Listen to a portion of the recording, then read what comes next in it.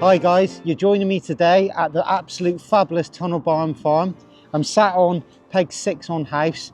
Now, Tunnel Barn Farm is a place that I've been going to quite a bit recently, and one of the methods you've got to have in your armoury to win matches here is maggot shallow. I fished here the weekend and maggot shallow was really one of the methods that you had to have to catch the bigger weights, the weights of excess of 180 and 200 pound. So like I said, I'm sat on peg 6 on house. I'm going to run you through in a little bit more detail exactly how I fish shallow with maggots. So in my experience of fishing shallow, there's two ways of doing it. You can either use an overshotted rig where your rig is always tight to your pole, or you can use a very light rig strung out.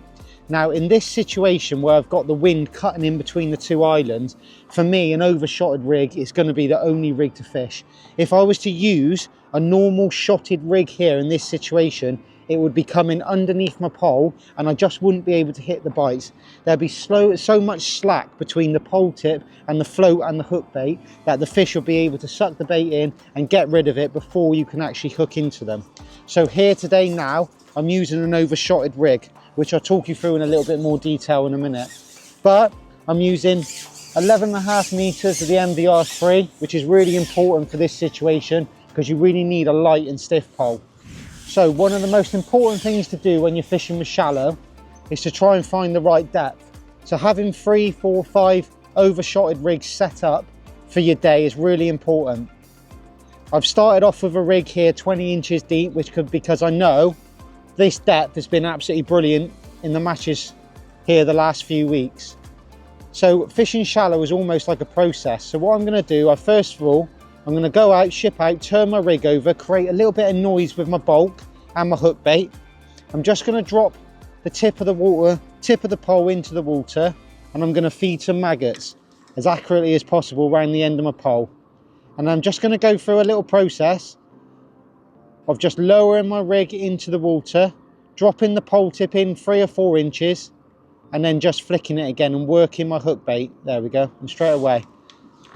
Just lowering it in and flicking it is constantly keeping your hook bait moving the whole time. Once I've hooked it, I'm just going to get the fish out of my peg and feed again. And I might even feed another time as soon as the pole's back on the roller. So I'm going to come back to my top kit. I'm using a 6 to 9 dual core elastic, which is a little bit lighter than what I'm using because we're still in April time and the fish aren't fighting as hard as they do in the summer, and it gives you plenty of movement so you can get the fish out of the peg and it allows you to feed. But one thing that's really important when you're fishing shallow, every opportunity you can, keep some bait coming in your peg. So once I've unhooked that, plopped it in my keep net, I'm going to feed again before baiting up, and I'm going to ship out and repeat the process. Double maggot on the hook. Today double white maggot seems to be really good,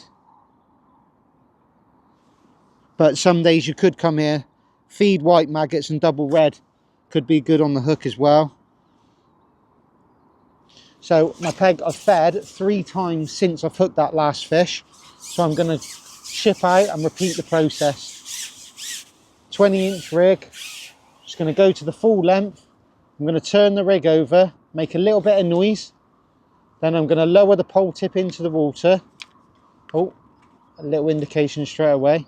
So I'll just turn the rig over again, lower the tip into the water, feed some maggots as accurately as you can, right around the end of the pole tip, lower the pole tip, and then I'm just going to work my hook bait. Just flicking it up, lowering it, and there we go. Now the great thing is about this overshotted rig, you just miss absolutely no bites. Because the line between your bulk shot and your pole tip is always really tight, the chances of missing bites are very slim. They're just going to pull your elastic out. Now all you have to do is get in the process of feeding, moving your rig at the right pace, keep feeding whenever you can and trying to be as efficient as possible. As you can see now, the wind's just got up a touch, and this is why I think the overshotted rig today is going to be the one to use. But exactly the same as before. Before I go out, feed a bit of bait, try and get a mental marker in your head of where you're feeding, and repeat the process. And when you get into a process that you find's working on the day with the right depth, the right hook bait and the right rig, that's how you catch the biggest weights. So exactly the same again, turn the rig over, just dip that pole tip into the water, feed some maggots. It's quite difficult with that wind in your face, but you just got to try and do it as accurately as possible. And then just start working your hook bait. So I'm just lowering the bait, lowering my float, and then straight away we're into another one. So I've just lowered that in then. Another little flick and the elastic come flying out. So feed a bit more bait just to keep those fish in your peg. Feed again like we did before. It's really important that you work hard at this method. Just keep that bait going in, keep the fish in your peg. Always check for the stamp of fish you're catching as well. If you feel like the stamp of fish that you're catching are too small, you might just want to go a bit shallower. So that's 3 and 3 chucks you can see there. Most important thing is find the right depth, use the right rig, get into a nice process, and you'll catch a big weight. Right, so the rig itself, I'll start from the very bottom. We've got a size 18 ES43 hook. I love this hook from Maggots because it's got a really wide gape and it's black in colour, which I think is important when you're fishing shallow. It's a 5-inch hook length of 012 MVR hook length mono. Going up to the main line is 018 MVR rig mono. All of the shot on the rig itself are just in a little bulk at the top of the hook length. Now the actual float itself, like I said before, is overshotted. So we've got 4 number 9s in that little bulk. The rules at Tunnel Barn require you to fish a float. So I always have a float on the line. I've just got a little 0.1 dibber. Like I touched on before, the elastic is a 6 to 9 jaw core hollow, which for this time of year is perfect. When you're going into the summer months, you might want to think about stepping up to an 8 or 11. But the whole length for this rig is 20 inches. Like I said before, for a match here, I'd have 4 rigs set up. I'd probably have 12, 16, 20 and 24, just to keep you covered for all the depths that the fish might be sat at.